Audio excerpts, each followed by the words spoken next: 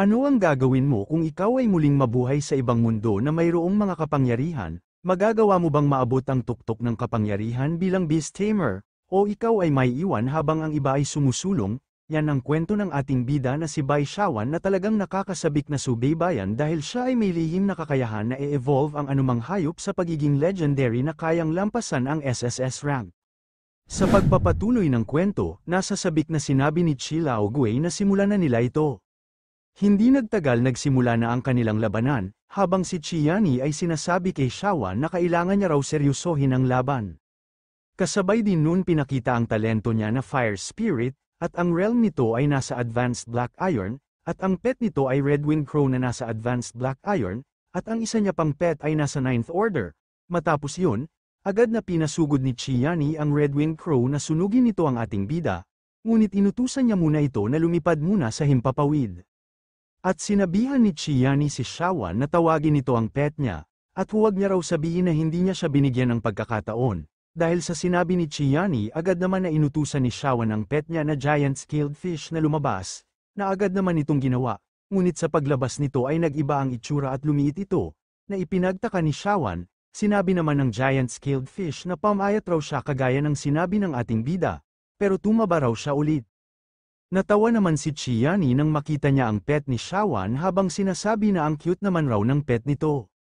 Habang si Shawan ay nanigas at hindi nakasagot, ngunit nagtaka siya kung ito ba yung rubber bone ape crystal nucleus na nabili niya sa auction.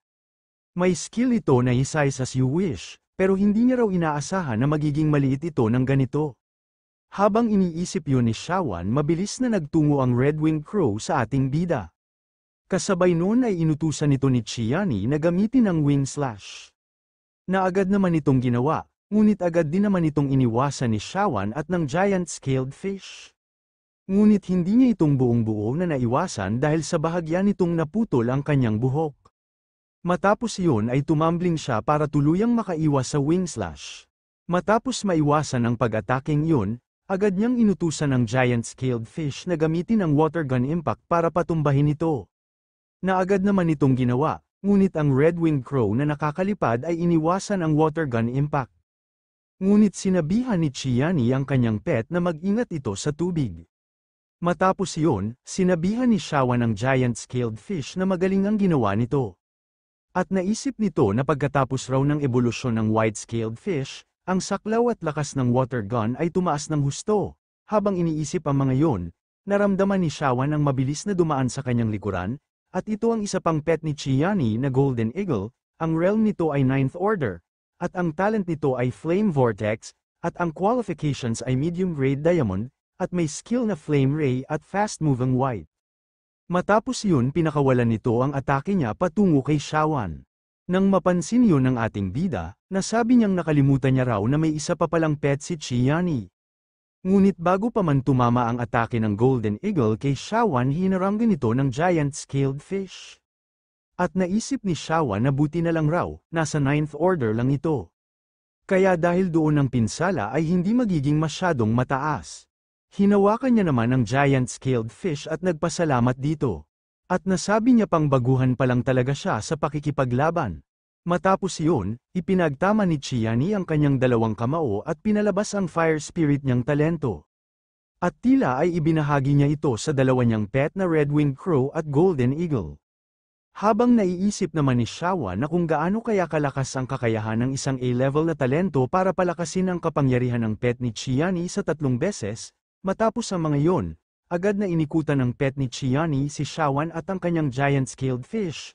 Ngunit si Shawan ay naisip ang plano ng dalawa na atakihin sila mula sa magkabilang gilid ng sabay-sabay, kaya sinabihan niya ang giant-scaled fish na hintayin sila. Habang nangyayari ang mga kaganapang yon, pinakita ang lolo ng dalawa na nanunood sa laban, sinabi ni Chi Lao Gui kay Bai Jungchong na malapit nang matalo ang apo nito. Dagdag pa ang Golden Eagle raw ni Chiani ay kayang mahuli kahit ang isang bronze-level beast. Sumagot naman si Bai Jungchong na huwag itong masyadong magalak, dahil maaga pa kaya mag-ingat raw ito, dahil ang labis na tuwa ay maaaring magdulot ng kalungkutan. Balik naman ang eksena sa labanan at ang Red-Winged Crow ay pumunta na nga sa kabilang gilid, habang ang Golden Eagle ay pumunta rin sa kabilang gilid at ito ay umatake sa itaas ng ating bida, na nagdulot ng isang malakas ng pagsabog at usok. Kaya dahil doon ay inaasar na ni Chilao Gui si Bai Jungchung na huwag itong mag-alala, dahil sa hindi naman masasaktan ang apo nito, habang si Bai Jungchung ay nagtataka sa kung bakit hindi umaatake ang kanyang apo.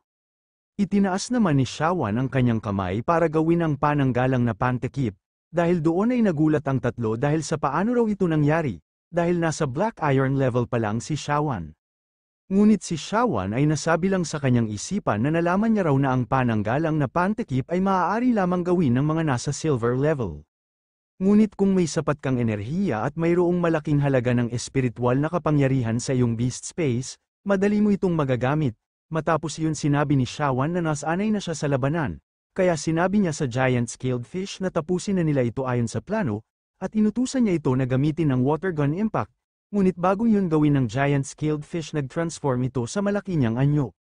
Dahil doon ay mas lalong nabigla si Chiani sa kanyang mga nakita, habang si Chilao Gui ay napatanong kung ano raw bang klaseng halimaw ang apo ni Bai Jungchung.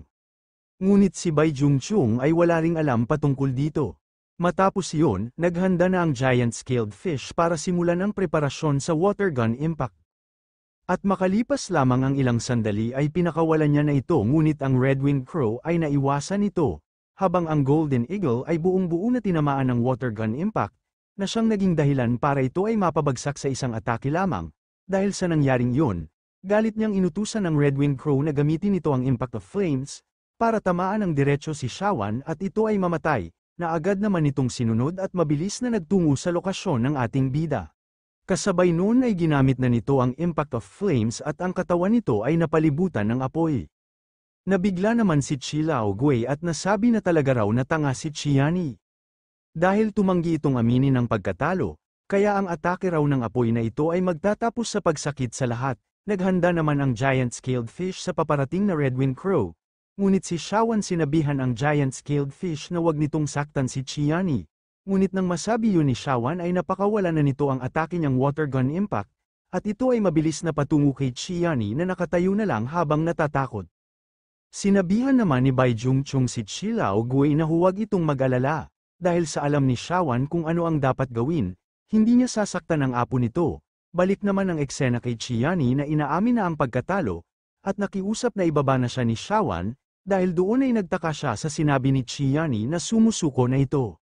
Matapos ang mga pangyayaring yon, nagtungo na sila sa lugar kung saan bubuksan ang portal para doon maghanap si Shawan ng Flying Spirit Beast. Ngunit bago yon, sinabi ni Chilao Gui na ang apo lamang ni Bai Jungchung na si Shawan ang maaring pumasok, dahil sa hindi ito pwedeng pumasok kasama niya. Palihim naman na natuwa ang dalawang matanda, habang si Chilao Gui ay naisip na hindi niya masasabing mabuti o masama ang batang ito. Ngunit ang sobrang intuwisyon ni Shawan ay mas mahusay kaysa sa kanyang paningin. Kaya magtitiwala raw siya dito, matapos yun sabihin ni Chilao Gui ay humanda na ito na sumuntok para buksan ang portal patungo sa Red Crow Valley. Dahil doon ay nayanig ang barrier sa silid kung saan naroroon sila, matapos yun nagbukas na ang portal patungo sa Red Crow Valley, habang si Chilao Gui ay sinabi kay Shawan na bibigyan niya ito ng 1 oras, tapos man raw ito o hindi, kailangan niyang lumabas. Dagdag pa inutusan niya rin si Chiani na bantayan si Shawan, at huwag itong hayaang gumawa ng gulo. Nang marinig yun ni Shawan na intindihan niya ito at sinabi na tatandaan niya yan, habang si Chiani ay hindi natutuwa. Matapos ang paliwanagan, nagsimula na silang pumasok sa portal. Ang Red Crow Valley ay isang piraso ng isang patay na bituin.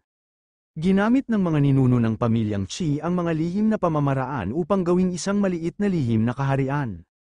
Ang enerhiya ng elemento ng apoy ay sagana, ngunit patuloy itong nawawala. Sa kanilang pagpasok sa Red Crow Valley ay namangha ang ating bida. Habang si Chiani ay ipinaliwanag na ang pamilya Chi ay kilala sa elemento ng apoy, at kung hindi dahil dito, paano raw sila mananatiling matatag, nagtanong naman si Shawan kung pwede niya raw ba siyang ipakilala sa mga spirit beasts sa Red Crow Valley. Itinuro naman ni Chiani ang isang uwak, tinatawag itong Red-winged Crow. Ito ay kabilang sa mga sistema ng apoy at hangin, ngunit sa tingin niya raw hindi ang mga ito mag-iisip na katulad ng ating bida. Bigla namang may kakaibang ingay ang narinig sila Shawan at Chiani. Kaya nasabi ng ating bida na hindi niya na lang raw masasabing ayaw niya sa kanila, kundi galit na talaga. Pinakita naman ang grupo ng Red-winged Crow na patungo kay Shawan, dahil doon ay naghanda siya at ipinalabas ang kakayahan niya sa tubig, Ngunit bago pa man makalapit ang mga Red Winged Crow, nilabas ni Chiani ang isang batch habang sinabi na umalis ang mga ito, dahil doon ay tila nasilaw ang mga Red Winged Crow sa inilabas na batch ni Chiani. Matapos iyon, sinabi ni Chiani na ang enerhiya ng sistema ng tubig sa katawan ng ating bida ay parang pagbuhos raw ng isang mangkok ng tubig sa isang kawali. Dagdag pa, mabuti na lang at hindi sila umaatake ng magkakasama, at pinaalalahanan na huwag na raw itong gumawa ng anumang mapanganib na aksyon. Nang marinig yun ni Shawan ay naunawaan niya ito, matapos yun tinignan niya ang mga stats ng Red Winged Crow na nasa pugad ng mga ito. Naisip niya sa ganitong sitwasyon, kailangan niyang maghanap ulit. Hindi nagtagal lumipas na ang isang oras, habang si Chiani ay nagtanong kung hindi pa ba ito makapili. At pinaalalahanan na malapit nang matapos ang oras nito, hindi naman sumagot ang ating bida, kaya sinigawan siya ni Chiani kung naririnig ba siya nito. Ngunit si Shawa na abala sa kanyang mga iniisip ay nasabing wala man lang raw na maganda dito, dahil ang Diamond Class ay nasa tuktok na. Ngunit napagdesisyonan niya kalimutan na yon, dahil sa gusto niya pa rin ng Diamond Class. Dahil maaari niya raw iwanan ito sa pamilya Bai nang walang kontrata.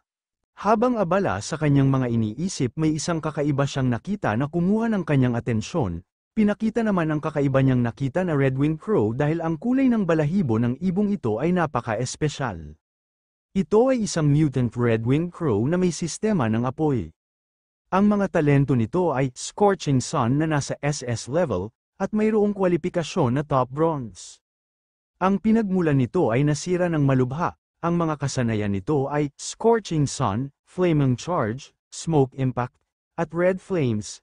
Nang makita yun ni Shawan nagulat siya dahil sa isa itong Mutant Spirit Beast, at hindi lang yun, mayroon din itong SS level talent at orange skills, kaya napatanong siya kung bakit hindi niya ito nakita kanina. Ang mga mutated na Fire Spiritual Beasts ay nag-aabandona ng ibang attributes at nagiging puro fire-based. Nakuha nila ang pabor ng apoy ng araw at lumaki sa isang napakataas na antas. Ngunit dahil sa kakaiba ng sistema ng araw, kailangan nila ng maraming fire-based energy, na nagreresulta sa malubhang pinsala sa pinagmulan nito. Kung kaya nitong mabayaran ang pagkawala ng pinagmulan, posible para dito na lumaki at maging isang epic, dagdag pa hindi ba't raw si Shawan ang hamarang sa mga impormasyon na nasa ibaba ng Diamond level. Matapos iyon, tinanong ni Shawan ang Mutant Red Winged Crow na kung gusto ba nitong sumama sa kanya. Umiling naman ang Mutant Red Winged Crow, kaya nasabi ni Shawan na mukhang wala namang tukso para sumama ito sa kanya. Inilabas naman ni Shawan ang isang kristal na ikinagulat ng Mutant Red Winged Crow, sinabi naman ng Mutant Red Winged Crow na siya raw ang pagkakatawang tao ng araw, sa tingin raw ba ng ating bida na ang maliit na kristal na ito ay makakaakit sa kanya. Ngumiti naman ang nakakaloko ang ating bida at sinabi na sumama ito sa kanya, at ibibigay niya ang Fire Element Crystal Nucleus. Nang marinig yon ng Mutant Red Winged Crow ay nag-aalangan ito, habang nakatingin ito sa Fire Element Crystal Nucleus. Pilit naman na pinapatingin ni Shawan ang Mutant Red Winged Crow sa Fire Element Crystal Nucleus, habang ang Mutant Red Winged Crow ay iniisip ng paulit-ulit na ang kayamanan at karangalan ay hindi maaaring maging maluwag, at ang kanyang desisyon ay hindi maaaring mabago, at hindi raw siya magiging alipin ng Crystal Nucleus, at walang sino man ang makakaakit sa kanya. Ngunit ang kanyang mga sinabi ay hindi niya nagawa, nang tuluyan na siyang naakit ng Crystal Nucleus, at nagpalusot na hindi dahil hindi siya lumaban, kundi dahil sa mapilit raw ang ating bida, at nagbigay ito ng isang kahangahangang bagay. Naisip naman ni Shawan na si Lord Shi ay may malaking karanasan sa pag-cultivate ng mga Red Winged Crow. Kung makikita niya ito, tutol ito sa kanya sa pagkuha ng Mutant Red Winged Crow, at yun raw ay magiging problema. Ngunit naisip niya na makipagkontrata sa Mutant Red Winged Crow kahit na nasa loob sila ng Red Crow Valley. Nang makita ni Chiani ang ginagawa ni Shawan ay tinanong niya ito kung nababaliw na raw ba ang ating bida, dahil sa gagawa ito ng kontrata dito. Ngunit hindi pinansin ni Shawan ang sinabi nito, at nagpatuloy sa kanyang balak na makipagkontrata sa Mutant Red Winged Crow, dahil doon ay nagdulot ito ng pagsabog, habang nararamdaman niya na sinisipsip nito ang enerhiya ng kanyang water system. Nasabi naman ni Chiani na baliw talaga si Shawan, matapos iyon, ginamit niya ang kanyang fire spirit na kakayahan, para tulungan ang ating bida na maging matagumpay sa pakikipagkontrata. Makalipas lamang ang ilang sandali ay natapos na siya sa pakikipagkontrata, at naisip niya na ang paggawa ng kontrata ng direkta sa isang mutant spiritual beast ay napakamapanganib, at halos madrain siya nito. Pinalabas naman ni Shawan ang beast space niya, at pinasok dito ang mutant red-winged crow. Ang pet ni Shawan ay magiging isang sisiw na red-winged crow. Dahil sa epekto ng kanyang mythical beast space, magkakaroon ito ng bagong talento na spiritual fire body na nasa S level. Nagulat naman ang mutant red-winged crow sa nakita nito. Dahil sa nakita pala nito ang Eye of Apocalypse ng ating bida na nakatingin sa kanya, para ibigay dito ang spiritual fire body, ang spiritual fire body ay maaari nitong lubos na bawasan ang mga epekto ng mga pag-atake ng tubig, at magagamit ang mga kasanayan ng kalaban sa apoy upang madagdagan ang lakas ng kanilang sariling mga kasanayan sa apoy. Habang tinatanggap ang bagong kakayahan ng mutant red-winged crow, ay nakita ito ng giant-scaled fish na nagtataka sa kanyang mga nakikita. Balik naman ang eksena kila Shawan at Chiani. Sinabi ng ating bida habang hinihingal, na nakatulong raw sa kanyang si Chiani ngayon ng napakalaki, kaya kung kailangan raw siya nito sa hinaharap, tiyak na babayaran niya ito. Naisip naman ni Shawan na kung hindi dahil sa biglaang kapangyarihan ng apoy ni Chiani, hindi sana naging maayos ang kontrata ngayon, kaya utang niya raw dito ang lahat. Nahihiya namang sumagot si Chiani na hindi niya ito ginawa para sa kanya, dahil kung mamamatay raw siya dito, mapaparusahan ng pamilya Chi ng pamilya Bai, pero niya raw sinasabi na natatakot ang pamilya Chi sa pamilya Bai, kundi ayaw niya lamang magkaroon ng hindi kinakailangang away. Nagpasalamat naman si Shawan sa pag-aalala nito. Ngunit si Chiani ay sumagot habang nahihiya na wala naman raw siyang pakialam sa ating bida. Matapos ang mga yon, nakalabas na sila sa Red Crow Valley, ngunit sa kanilang paglabas, napahawak si Shawan para hindi matamba dahil sa pagod, habang si Bai Jungchung ay nag-alala siyang tinanong kung anong nangyari, at kung nasaktan ba ito, sumagot si Shawan na ayos lang siya, ang paggawa lang raw ng kontrata sa kanyang pangalawang pet ay kumuha ng kaunting enerhiya sa kanya. Nang marinig yun ni Bai Jungchung ay nabigla siya, at sinabihan si Shawan na kung hindi ito handa, ang buhay ng kanyang pet at contractor ay manganganib, at tinanong niya kung alam niya ba yun. Sinabi naman muli ni Shawan na ayos lang siya, at para mapatunayan yun ay pinalabas niya ang mutant red-winged crow. At sinabi niya na nakita niya ito sa Red Crow Valley, at nakagawa siya ng kontrata dito. Nang marinig yun ng dalawang matanda ay pareho itong nagulat, at naisip ni Bai Jungchung na hindi na raw nakakapagtaka kung bakit gustong ipagsapalaran ni Shawan ang pet na ito. Masasabi niya raw na ang pet na ito ay may pambihirang kakayahan mula pa noong una, kaya naman nagulat din si Chi Laogui. Nang makita ni Chi Laogui ang pet na yun, alam niyang ito ang mutant red-winged crow. Matapos ang mga yon, sinabi na ni Bai Jungchung na tapos na ang pakikipag-usap nila dito, kaya aalis na sila. Nang marinig yun ni Chi Laogui ay sumang-ayon na lang ito habang kita sa kanyang reaksyon na hindi nito gustong nakuha ni Shawan ang mutant red-winged crow. Ngunit bago umalis sinabihan ni Chiani ang ating bida na ang pagkakaroon ng magandang talento ay hindi nangangahulugan ng lahat. At ang tunay na pinakamalakas ay ang taong makakadaan sa napakaraming laban nang hindi natatalo, kaya maghintay lang raw si Shawan, dahil ang daan sa unahan ay mahaba, at mahahabol niya rin siya. Sandali namang natahimik si Shawan, at sinabi na hindi niya siya hihintayin, habulin niya raw siya kung kaya nito, at magkita na lang sila sa tuktok. Matapos ang mga yun ay umalis na sila Shawan at Bai Jungchung sakay ng Phoenix Crown Cloudwing Crane para bumalik sa Balan City, at makalipas lamang ang ilang sandali ay nakabalik na sila sa mansyon nila at bumaba sa hardin. Sa kanilang pagbaba ay agad na tumuloy si Shawan para pumasok sa mansyon, ngunit bago pumasok, sinabi ni Bai Jungchung na bago raw ito umuwi ay sumipsip ng mas maraming kristal ng elemento ng apoy upang maibalik ang nawalang enerhiya niya, na sinang-ayunan naman ni Shawan. Sa pag-alis ni Shawan ay dumating naman ang lalaking nagngangalang si Yuan Xiaocheng, tinatawag niya si Bai Jungchung habang sinasabi na sa wakas raw ay nakabalik na ito. Sinabihan naman ni Bai Jungchung si Yuan Xiaocheng o Xiao Yuan, na matanda na ito ngayon kaya magdahan-dahan raw ito. Bigla namang may ibinulong si Yuan Xiaocheng na ikinabigla ni Bai Jungchung sa hindi malamang dahilan. Matapos ang mga yon, lumipat ang eksena kila Angelica at Peony na binabantayan si Shawan. Sinabi ni Angelica na sobra na nagsikap ang kanilang young master, kaya sa tingin niya raw magpapahinga ito ng matagal pagbalik niya sa lungsod, dagdag pa. Alam raw ba ni Peony kung bakit espesipikong ipinag-utos ng young master na hindi dapat makipag-ugnayan si Qiaogu sa sinuman sa bahay ng pamilya Bai? At malinaw raw na naipasa ni Qiaogu ang pagsusulit ng tagapaglingkod ng maayos, at sa Tingin raw ba ni Peony na maituturing itong pananakot ng isang presidente sa pag-ibig? Sinabihan naman ni Peony si Angelica na huwag itong magsabi ng masama tungkol sa kanilang young master. Matapos ang mga yon, nagsimula na si Shawan sa proseso ng paggawa ng awakening liquid, sa pamamagitan ng pagbuhos ng likido sa isang mangkok, kasabay nun dinurog niya ang awakening stone na nakuha noon sa mutant candle flame spider. Nasabi ni Shawan na ang mga pantulong na materyales ng awakening liquid ay naproseso na, at ang susunod na hakbang ay ang pagpino ng mga pangunahing materyales, at habang ilalagay niya na ang awakening stone na durog ay naamoy niya na ito ay mas maasim kaysa sa alkantarilla pagkatapos ng ulan, at napatanong siya kung niloloko raw ba siya ng Eye of Apocalypse, matapos niyang ilagay ito, naamoy niya na biglang nag-iba ang amoy nito, at nawala ang maasim na amoy. Kaya napagdesisyonan niya na habarin ang kanyang suot, para magbabad dito, at nasabi niya na ang balde ng likidong gamot na ito ay malapit nang umabot sa 10-10 bilyong Kyushu coins, kaya huwag raw sana siyang biguin ito. Matapos iyon ay binabad niya na ang katawan sa likidong gamot na ito, at naramdaman na ito ay masarap.